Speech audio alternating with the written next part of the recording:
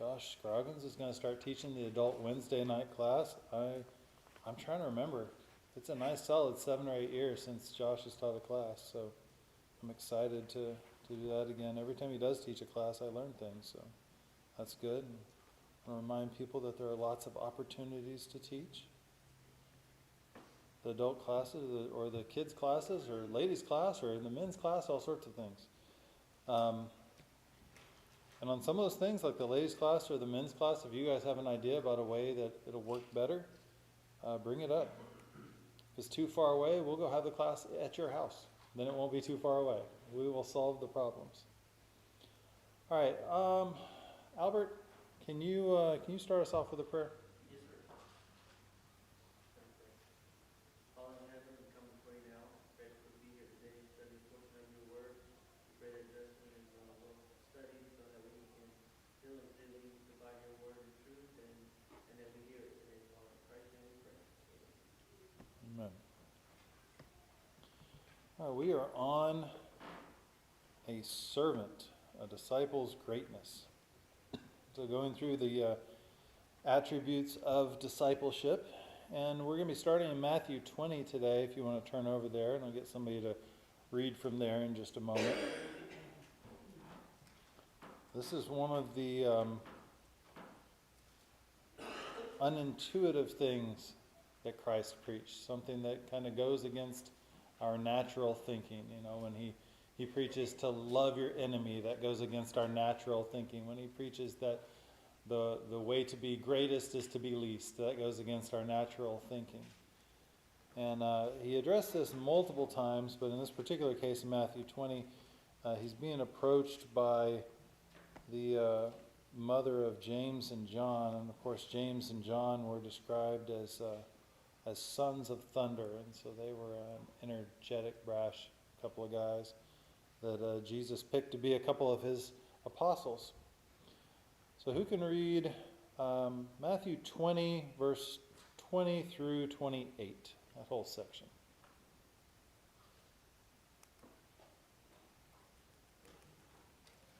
All right, would you want to start?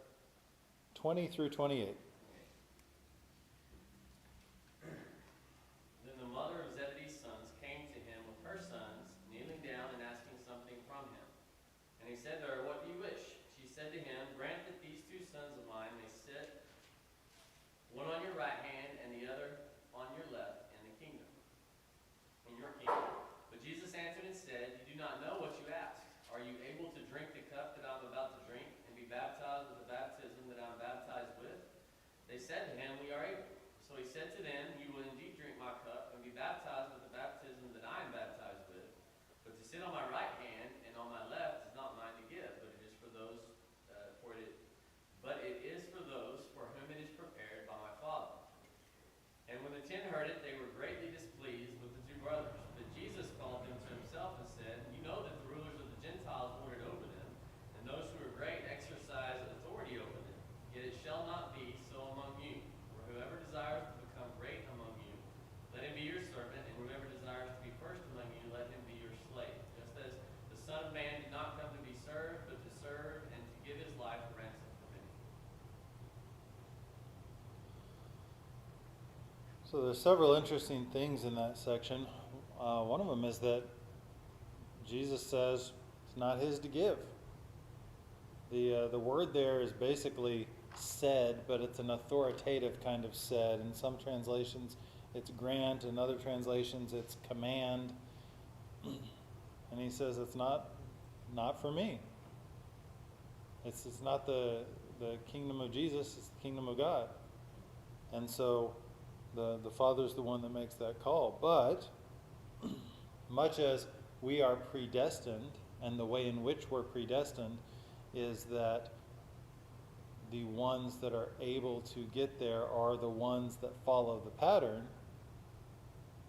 He says, if you want to be great, here's the pattern you follow. It's God the Father's call, but God the Father's already defined how you get there. And here's the pattern that you have to follow. So he compares it to the way in which the people around them were considered great at the time. So when he says, great amongst the Gentiles. You know, the rulers of the Gentiles lorded over them. Who's he talking about, the rulers of the Gentiles?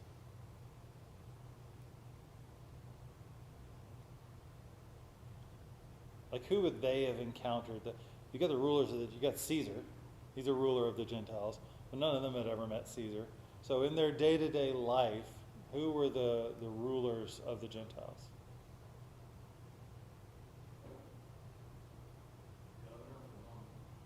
Yeah, you had the local governor.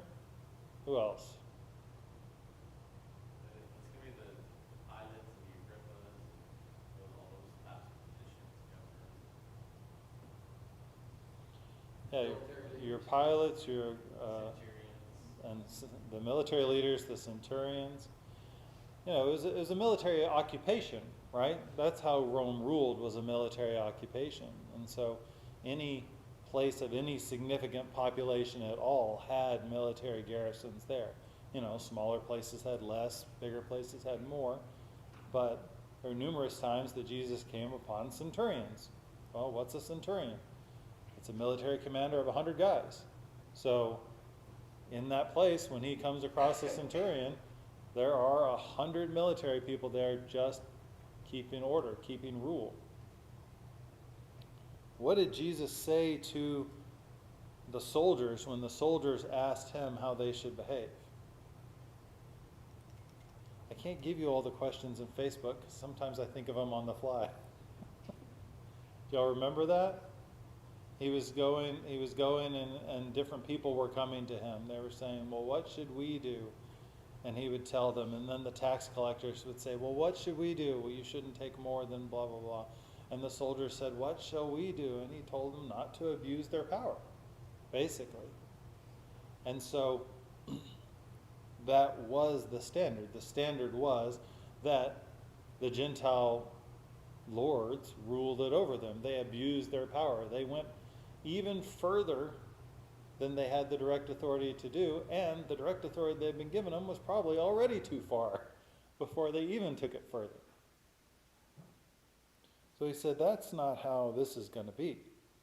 You're not going to end up being an elder and then you're going to rule with an iron fist. You're not going to end up being an apostle and you're going to live a luxurious life because you're overtaxing everyone that's around you and things like that. That's not how the kingdom is, and that's not how to become great in the kingdom. So when we think about greatness in our society, we can think about people who are rich or people who are high up in politics or people who excel in a craft, be it the arts or sports or things like that. I wanted to use sports as an example because I thought it was maybe a little bit more quantifiable. What makes somebody considered great in a sport in our society? Winning. If you're a quarterback, winning. Okay. We can't get too deep into the football. I don't know it.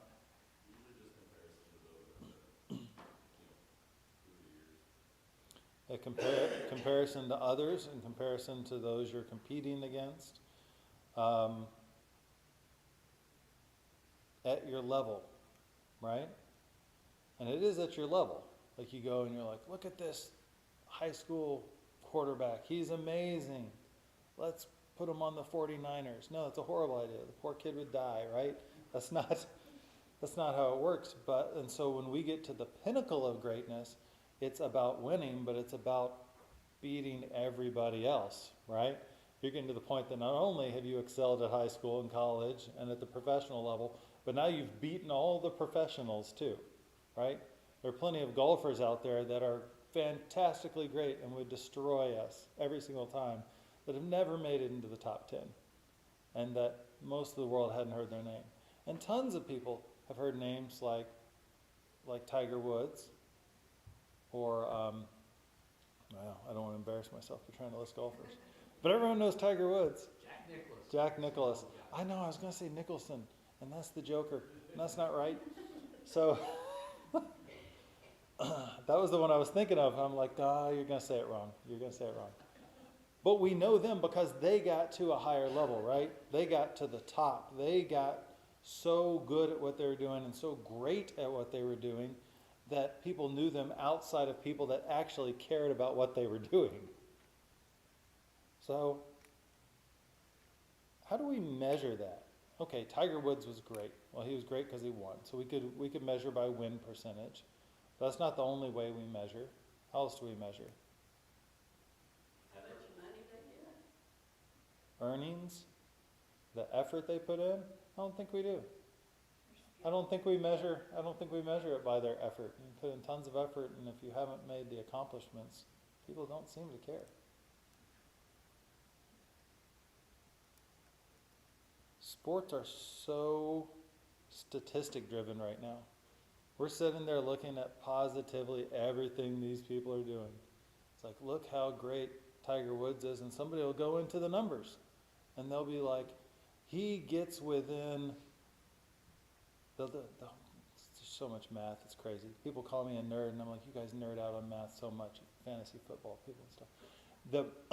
You go and you look at all these numbers, and they're tracking the greatness, and they're saying, look at this guy's, slugging in baseball. Look at his slugging. And then they go, well, that's not really a good measure. Because if you've got really good slugging, but you don't have really good on-base percentage, then it doesn't matter. What really matters is, your on-base percentage, and then how you're driving home runs. So they come up with a brand new way to measure it. On-base plus slugging. And they go, that's the maximum way to measure offense. And then they come back later and, someone like Mark McGuire will say, well, really all that matters is runs.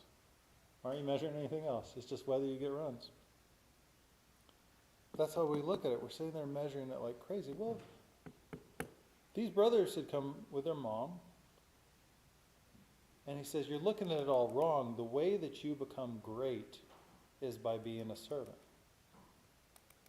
So I didn't ask how someone becomes great at a sport. I think that gets back to the effort, right? I think that gets back to the amount of time you spend, how you train, who you're around, having people around you that are good at it or that know about it to help guide you. How does becoming a servant make you great? Well, because you're putting them other people first, not yourself. How does that make you great? Satisfies the standard that God has established. Okay, it satisfies the standard that God has established. It makes you more like God than what He is, because God is love. Makes you more like God, more like Christ. Well, who makes you more great according to men or God? Right. That's your question. What's the question? To men or to God? Well, and that's part of it, right? The thing that makes you great is rooted in the fact that we are measuring like God measures. And so then that's the follow-up question is, well, how is it measured? So you're looking at yourself and you say, all right, I am a servant. I'm trying to imitate Christ. I want to get better. I want to be a better imitator of Christ. How do you measure that? How do you know if you're getting better? How do you know if you're maturing? Well, we can always go to scriptures.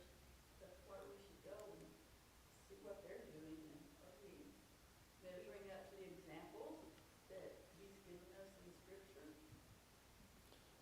So one way is to keep looking at the measuring stick. If you're going to try to figure out if you're this far along and you're just going to try to remember how long that yardstick was when you go over and start cutting the fabric or whatever, that's not a good idea.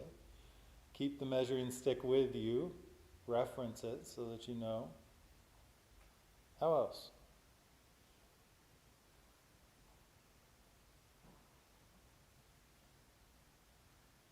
You have to do what He tells you to do. You have to go out and do your deeds. You have, like Betty said, you have to study. You have to do those things. But it also depends on how you deal with the trials that you're given.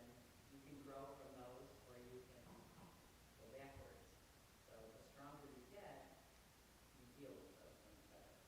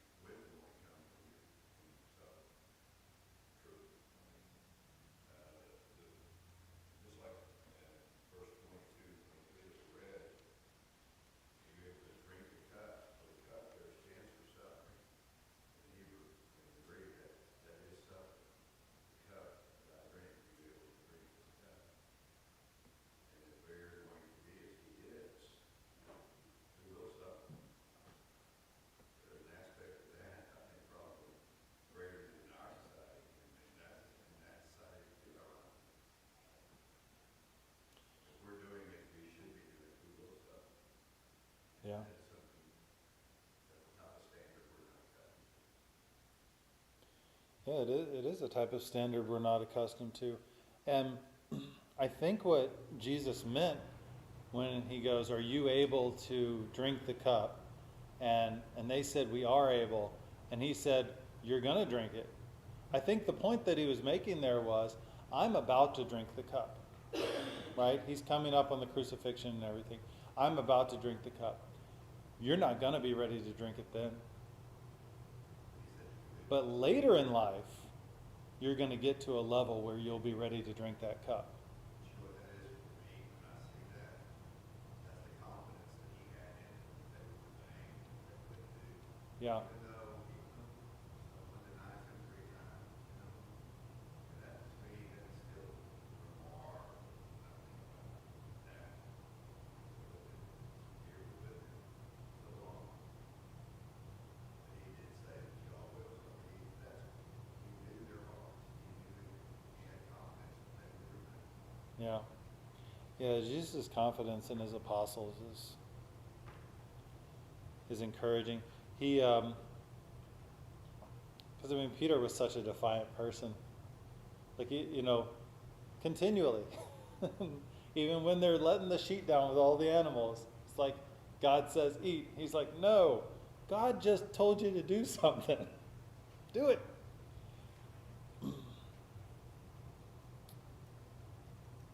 think there's something to be said for the wisdom and experience when you come through prayer, just experiencing opportunities to do those things.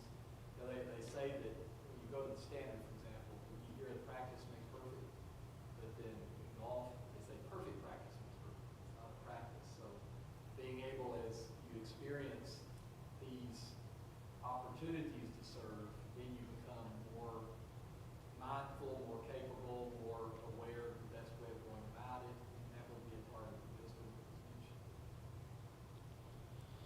I'm interested in the concept of measuring because if we don't measure,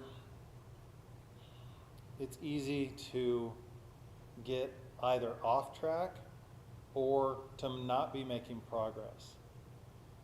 So what Debbie and Laura were saying about you've got to do and you've got to not do as you are brought with temptations and trials is correct.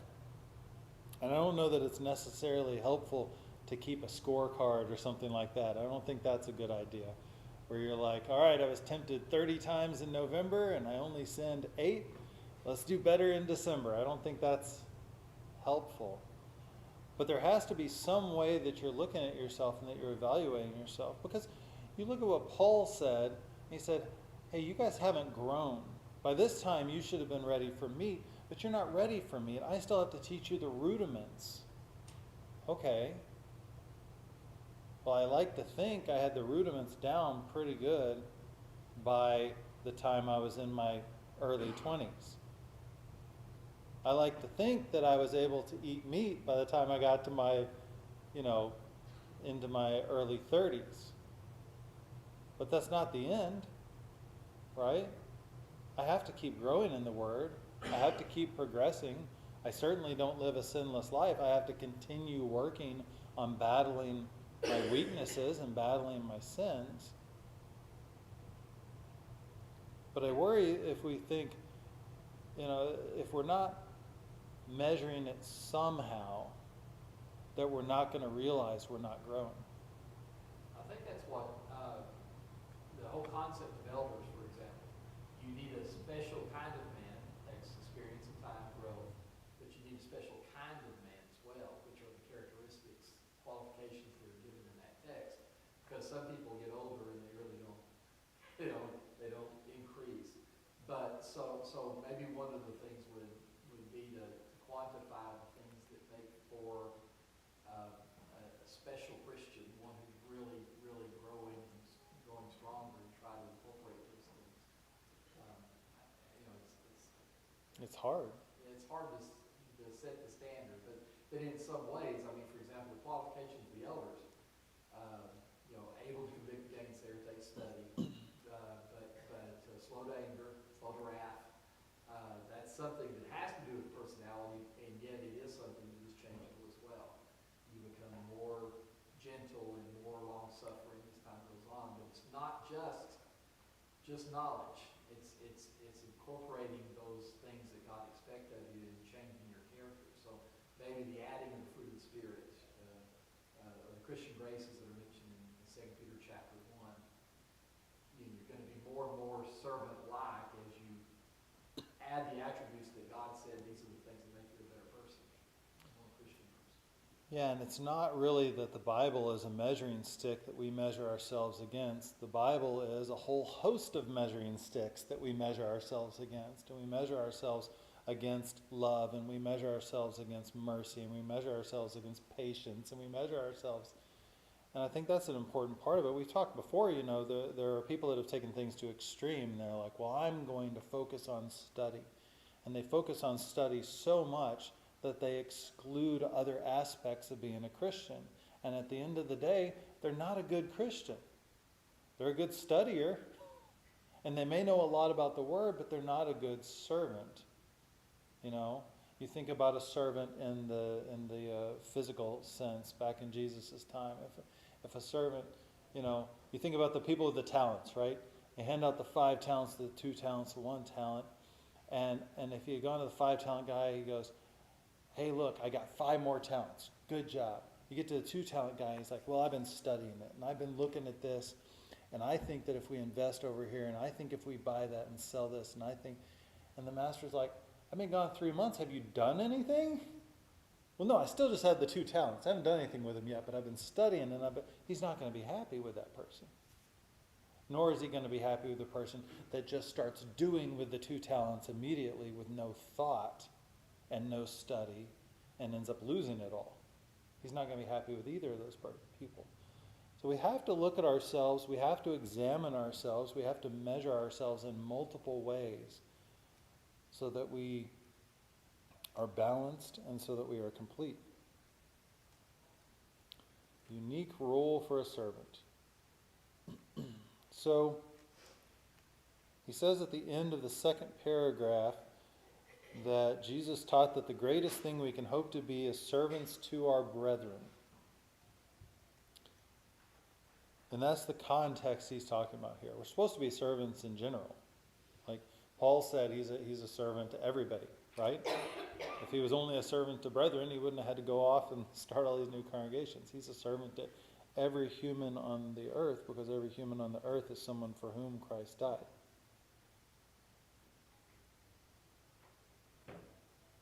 Disciples of Christ are servants of Christ, but ultimately servants of the Father. And Jesus goes on to say that it was not his to give. Not his to give. So what does it mean to be greatest in the kingdom? What do you have when you're greatest in the kingdom? If I'm greatest in the kingdom of Rome, I have the throne, right? I'm the king, I'm Caesar. What does it mean to be the greatest in the kingdom? What do you have?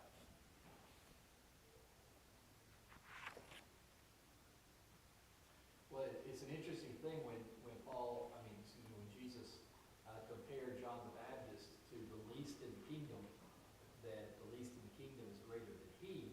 So it had reference to a reward that is a part of that relationship coming there, that in the new covenant is better than what John, who had never experienced that, got to. So the greatest.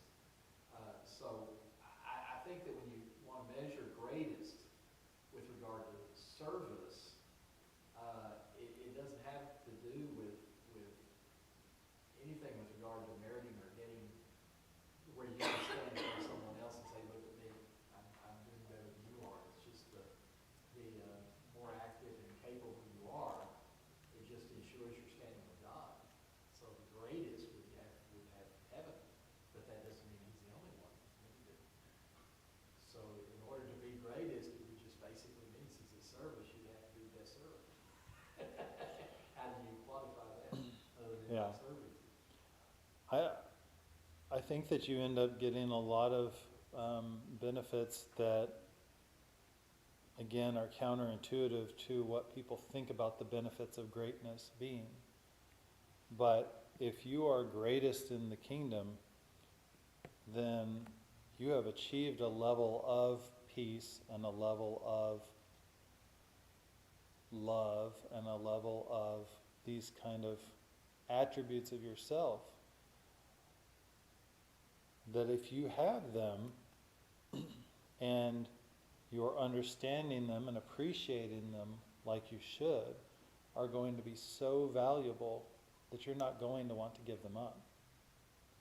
And if you do give them up, if you start being less of a servant, if you start being less like Christ, and you lose the peace and you lose the love and you lose those types of things, the absence and the void that you feel there is overwhelming.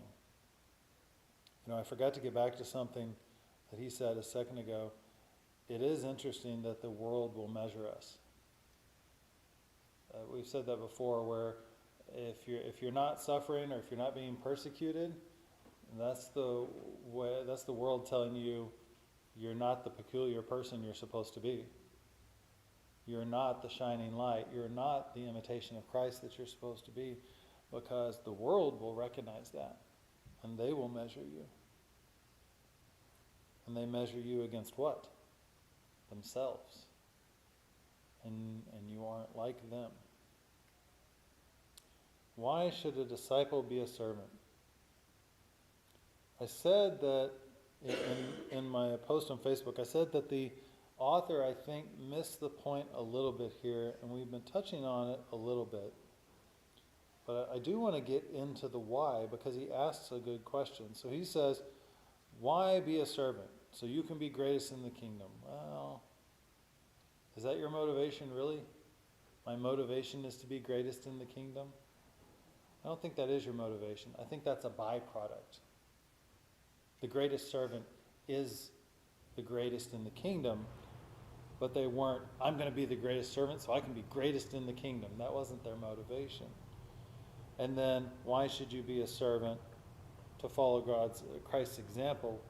Yes, and that's how you be the greatest, by following Christ's example. But something that I would encourage everyone to do is that when they look at a command in the Bible, to think about the why. Because under each command in the Bible is a why. There's a reason that God has that command. And there are plenty of commands that I obeyed for years of my earthly father that I didn't see any value in, and then when I got later in life and more experienced, I went, that's why I should do that.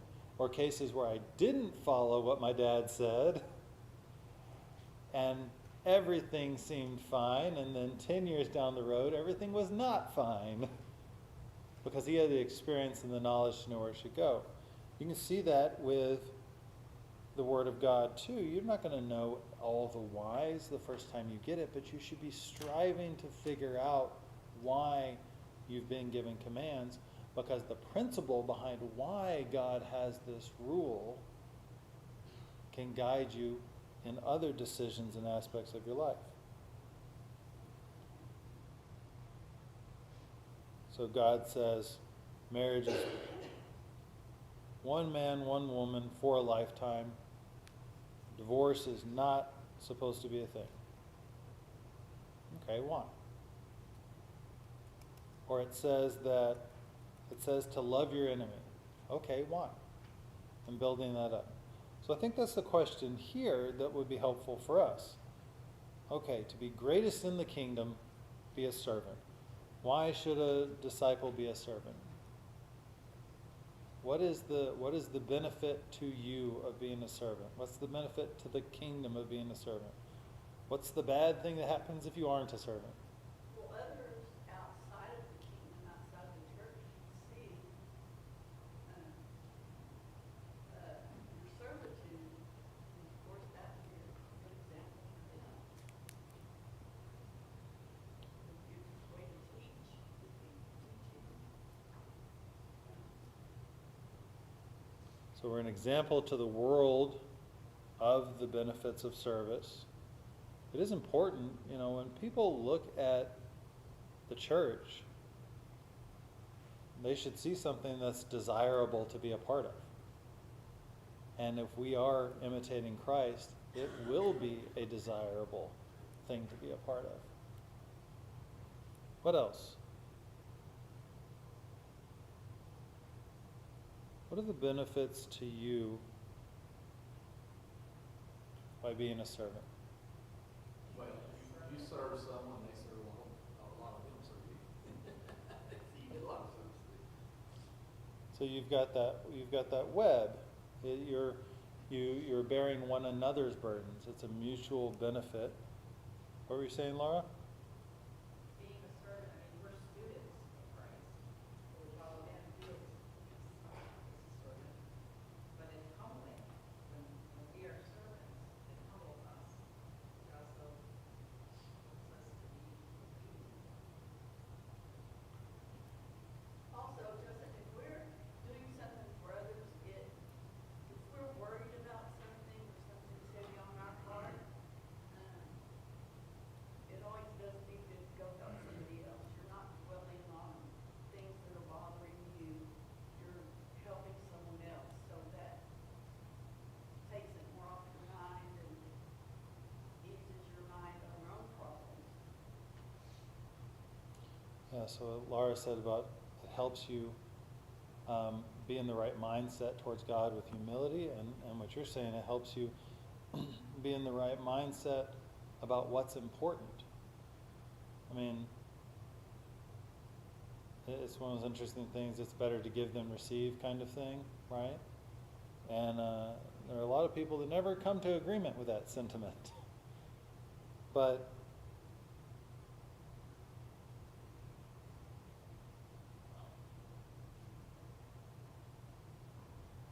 if you can let the service help you have that right attitude,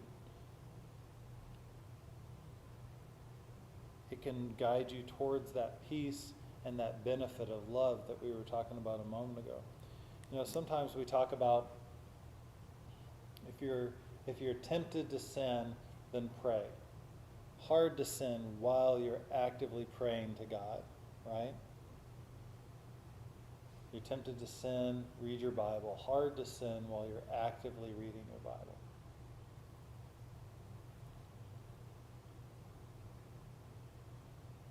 There are things about service that's true too. Hard to sin when you're actively teaching someone about the Bible. Hard to sin when you're actively engaged with somebody, serving them and helping them with a need they have.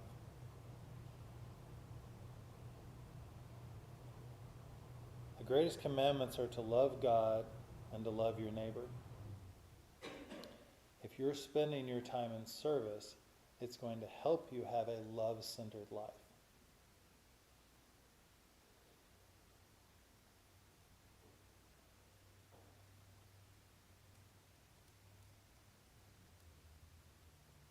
I never know how many times to hit next on these. How to be a good servant. All right, he's got several sections in here. The first one is attitude. What does service in the church look like with the wrong attitude? I'm not talking about having the wrong attitude and so you don't serve. I'm talking about people who are serving, but they're serving with the wrong attitude. What does that look like? If someone's shut in and we know who brought them, what drew you in, the person should willingly make something, take it from them, and announce it to everybody outside of, local organizations and members. That, look at me, I did this thing for this individual, like the Pharisee did praying on the street corner. Yeah, it could be you have an attitude of pride, an attitude of self-praise, not praise of God, not letting God have the glory. Yeah. We just like forced obedience instead of, you do it because you have to, but you don't like it. It really doesn't show that attitude, the proper example. It's not Christ-like. It's, and because of that, in 1 Corinthians 13, that love, it profits nothing. So when you do these things, serve, but you have that attitude about it, it's not, you're missing the point. there are multiple bad attitudes to have, right? That's a different bad attitude than what Isaiah was talking about. What else? Let's get at least one more example. Personal favoritism, so that you help who you want to help and you don't help someone that needs it. Yeah. We see examples of, well, I'm going to help by putting more in the collection plate. Like, oh, you need to go over and go over to this person's house and help us with thus and such. And it's like, what if I just put another $500 in the plate and we hire a company to go and do that for them? Something like that. What's the effect on the church of these different kinds of attitudes?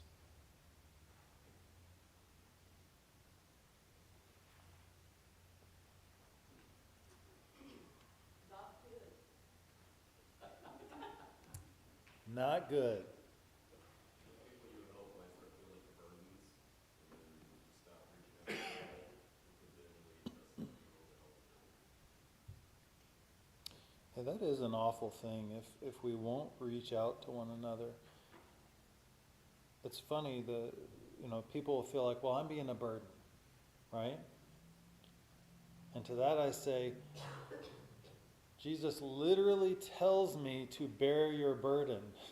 If you don't let me do it, you're not letting me obey God. I've heard people say, well, I couldn't make it today, my car broke down. Did everyone's car break down? Did 50 cars break down? Were there 30 people that would gladly have driven to your house? I live further away. We live so far away from each other. Like seriously, how many counties do we live in? It's ridiculous how far apart we live from each other. You think there's any situation where somebody wouldn't, 10 somebodies wouldn't wake up an hour early to go over and get you? Of course they would. These attitudes are cancerous. They're the leaven that leavens the whole lump, right? You see somebody up there and they're like, well, they don't have enough people. There are too many sick people today. And now I got to do the Lord's Supper table. Like, here's the plate. That's going to have an effect. That's going to have an effect on the worship, but that's also going to have an effect on people's attitude. The person who's always praising themselves, it's just the sickening hypocrisy. You're like, I don't even want to be around this person. I don't want that in my life. Drive people away. The favoritism, people feeling like they're not worthy, they're not as good. They leave, or worse, they try to become a favorite. Ooh, the bad effects that can have. There are some cases where people do things with the wrong attitude, but the wrong attitude is not outwardly evident, that it's not as impactful on the church. You can think about something like when Paul was talking to the Philippians and he said, some people are preaching because they're emboldened by me being in prison, and some people are preaching because they want my life to be worse in prison. But they're not going around saying that. They're not saying, hey, you should, behave like this and behave like a Christian so that Paul's life is worse. They're not saying that. And so Paul's like, well, if they're just preaching the gospel and they think it's going to make my life worse, let them do it. But that wasn't in the church. Those people doing that weren't coming to assembly and leavening the church. I'm way far behind. Awareness.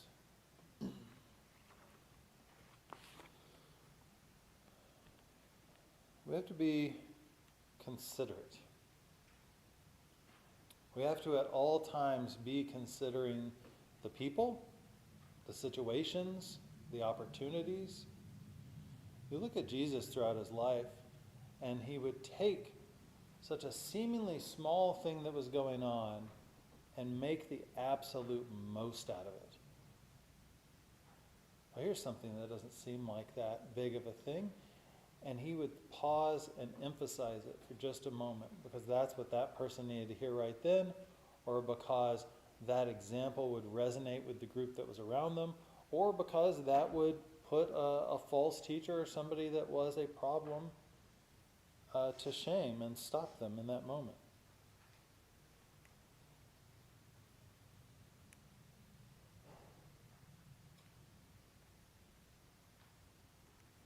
I don't have a lot to say for the rest of the lesson. We only got 3 minutes anyhow.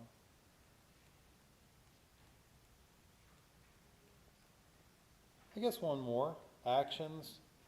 Under actions, it says you've got physical, emotional, and spiritual needs.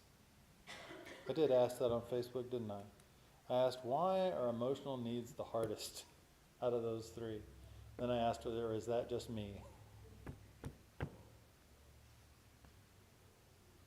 I think part of it may be. It may be. Because extroverts and emotive people, they're a lot better at it than I am, that's for sure. I just have a harder time just being right there when some people, it's the very first thing they do. It's just, if there's a need, they're there. And that may be a leaning on one another kind of thing, right? Maybe somebody can come to you to help them feed the spiritual needs of a brother, and you can go to them to help you feed the emotional needs of a brother. Yeah, I was just going to say it's difficult because there's more, it's harder to read. There's more investigation that needs to be done to be able to meet emotional needs. I think it's both ways, you know, if we shut ourselves off emotionally to everybody, they're not going to be able to help us emotionally. But also, not everybody's going to just be wide open about what they're needing emotionally, so we've got to ask questions, and we've got to have, we talked about awareness a little bit, we've got to be aware of our brethren, but it takes a little bit more work, I guess, to understand the emotional needs that are needed in the first place, much less to be able to meet them.